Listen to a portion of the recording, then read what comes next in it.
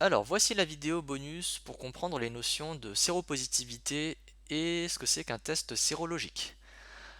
Alors, pour la séropositivité, être séropositif, ça signifie que l'on possède les anticorps pour un pathogène donné. D'accord? C'est pour ça que juste dire séropositif, ça n'a pas de sens.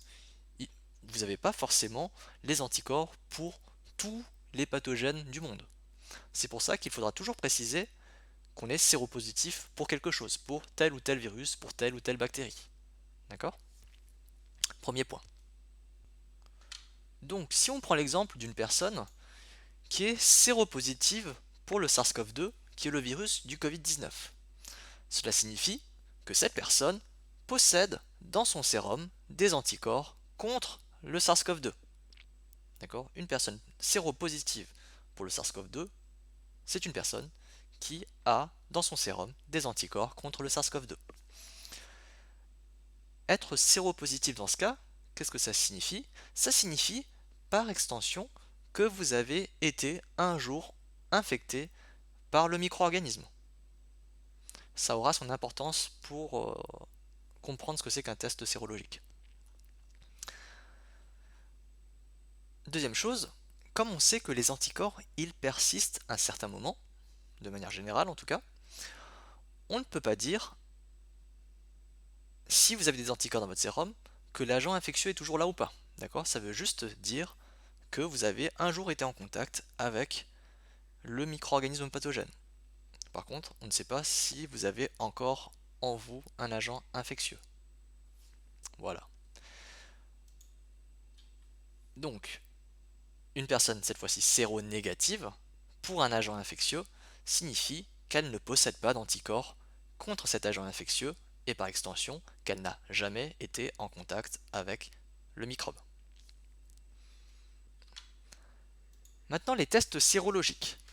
Un test sérologique, donc dans sérologique vous retrouvez le mot sérum, c'est un test qui va chercher la présence dans l'organisme d'anticorps spécifiques à un antigène précis.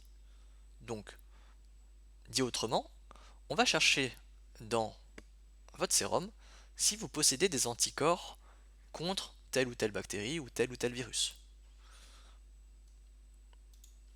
Et actuellement, ce qu'on est en train de développer, c'est des tests sérologiques qui cherchent la présence d'anticorps qui détectent le SARS-CoV-2.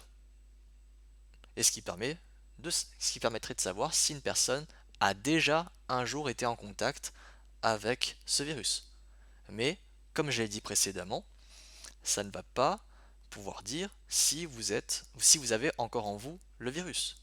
Ça veut simplement dire que vous avez déjà ou non été en contact avec le virus.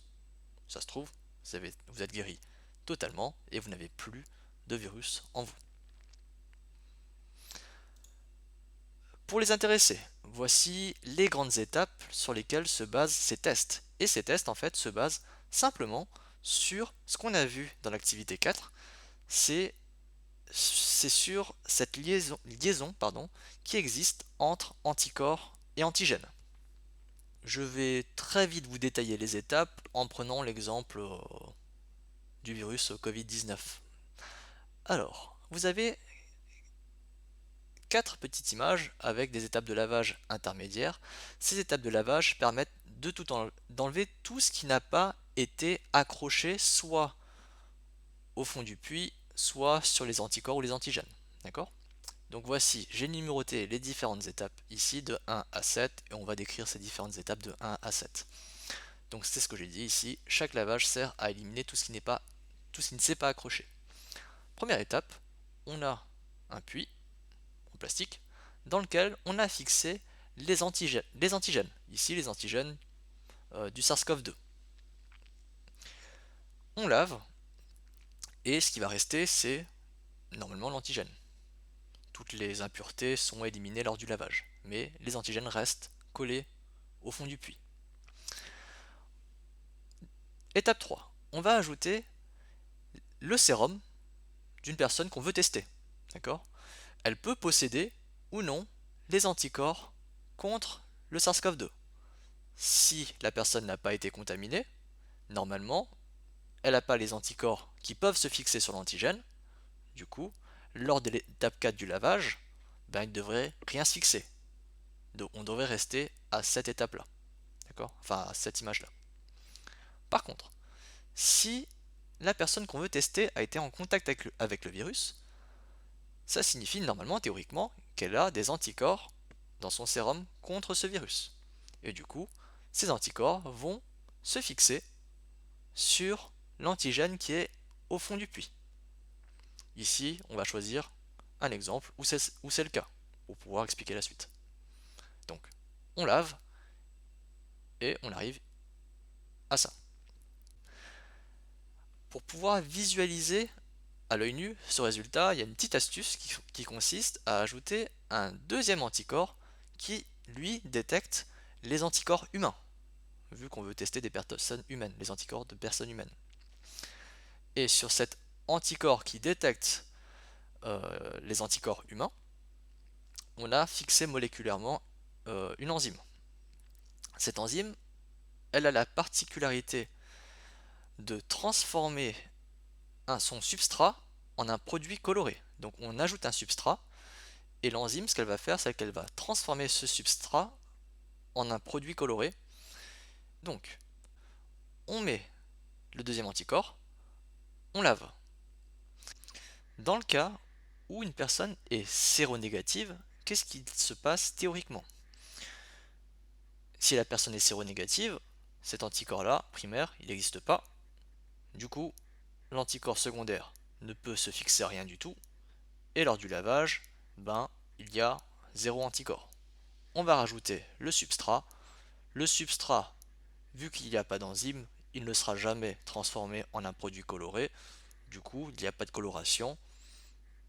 Et donc, du coup, test négatif.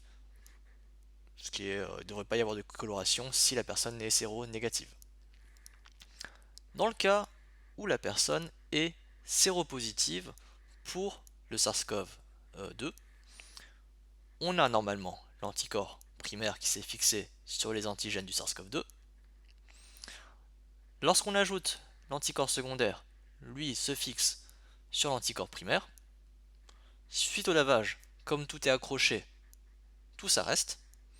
On ajoute le substrat, pardon, qui va être transformé en un produit coloré puisque l'anticorps avec l'enzyme sont présents. Donc coloration, ce qui montre que la personne est séropositive. Voilà. J'espère que j'ai été clair dans mon explication sur les tests sérologiques.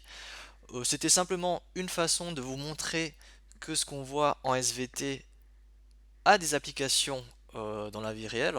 Donc ici, on a mis à contribution la notion de complexe anticorps antigène. Si vous avez des questions, n'hésitez pas à me les poser via mail ou via l'ENT. Sur ce, je vous laisse, à bientôt.